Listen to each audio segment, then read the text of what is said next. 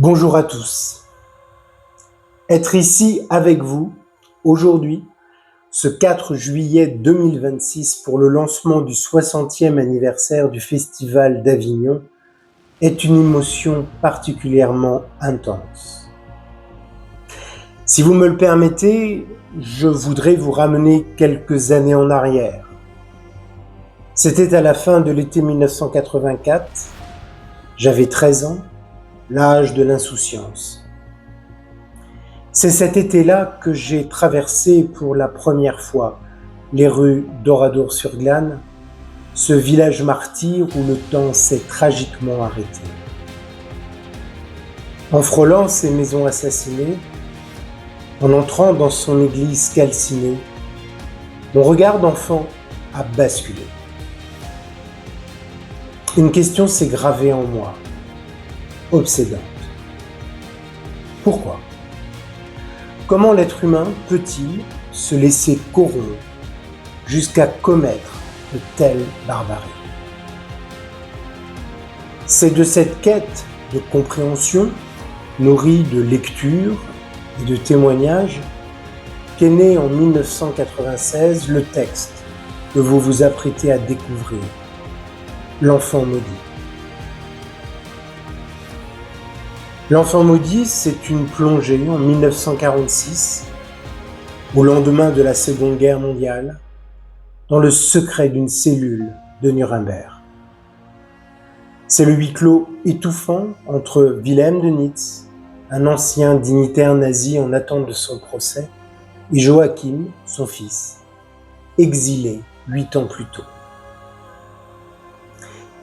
Ce fils ne revient pas pour juger, il revient animé d'une seule et unique quête, comprendre. Comprendre comment l'homme qu'il a connu enfant a pu devenir l'un des plus ardents défenseurs d'une véritable idéologie meurtrière. Ce spectacle n'est pas seulement une pièce historique, c'est un affrontement intime, douloureux et d'une lucidité implacable. C'est le combat universel d'un fils déchiré entre l'amour filial et le rejet, qui ne sait plus s'il doit aimer ou haïr son propre père. Venir voir l'Enfant maudit, c'est accepter de regarder en face les rouages les plus sombres de notre passé pour s'assurer que notre avenir reste éclairé. C'est un appel vibrant à la mémoire collective contre l'indifférence et l'oubli. Je reste convaincu que le totalitarisme, le populisme sont une gangrène dont la littérature et par extension le théâtre sont les premiers antidotes. Mais un texte n'est rien sans les âmes qui lui donnent vie. Et pour porter une telle confrontation, il fallait des artistes d'une sensibilité et d'une force rares. À mes deux comédiens, Philippe et Louis Corbet, vous vous apprêtez à monter sur cette scène de l'Atelier 44 pour cette première d'une longue série. Je sais l'exigence et le courage qu'il faut pour incarner ce face-à-face, pour naviguer chaque jour entre l'indicible violence des mots et la fragilité des sentiments. J'ai pu constater lors de la première qui a eu lieu au Mans le 12 mai dernier que vous ne jouez pas cette pièce, vous la vivez. Vous offrez votre talent et votre voix à cette impossible réconciliation, à cet impossible pardon. À Philippe, Louis, Evelyne Perlinski qui a assuré la mise en scène, mais également à Elisabeth et Raphaël qui en assurent l'administration, je veux vous dire toute ma confiance et ma gratitude. Soyons fiers de ce que nous portons, soyez libres, soyez habités.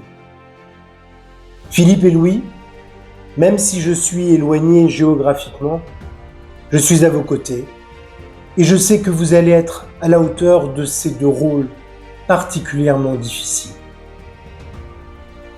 Chers spectateurs, le théâtre est ce pont magique entre la vérité de l'histoire et la complexité de l'âme humaine. Contre l'effacement, nous avons choisi le souvenir. Contre le silence, nous avons choisi l'expression théâtrale. Nous sommes prêts à partager ce moment d'une rare intensité avec vous, du 4 au 25 juillet à l'Atelier 44. Prenez place et laissez-vous porter par l'histoire de Willem et de Joachim et le message qu'ils incarnent l'un et l'autre, chacun à leur manière. Merci à tous et très bon 60e Festival Off d'Avignon.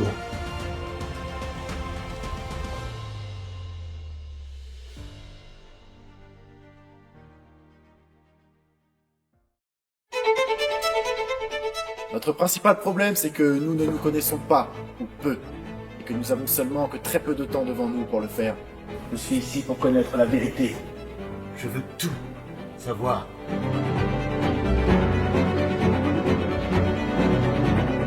Je veux t'entendre renier Hitler. Impossible. Nous avons combattu pour sauver l'Allemagne. Non, non, ne mêlez pas vos pensées.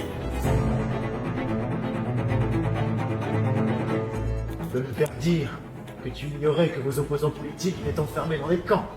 Tu étais le bras droit d'Heinrich, oui ou non? La conversation m'exaspère à la fin. Parce que vous sentez que vous commencez à perdre vos pieds et que votre argumentation se fragilise peu à peu. La seule fois où on m'autorise à voir mon fils, celui-ci vient me questionner, me faire subir un nouvel interrogatoire, en me pourrissant les seuls moments de bonheur où j'étais en droit d'espérer de lui. Je suis donc l'enfant d'un monstre. Un enfant maudit.